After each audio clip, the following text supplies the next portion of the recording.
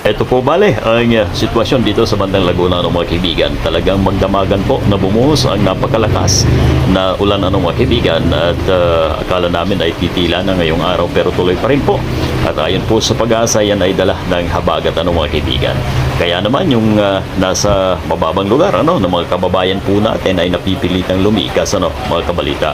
So ingat po ang lahat dahil ang pagkakaalam po natin diyan sa bandang Bulacan ay may umapaw na po na naman mga kaibigan. So napaka-delikado po doon sa mga nasa mababang lugar mga kaibigan. Ingat po tayong lahat at panatilihin na nakatutok sa mga news diyan sa mga national television po natin mga kaibigan.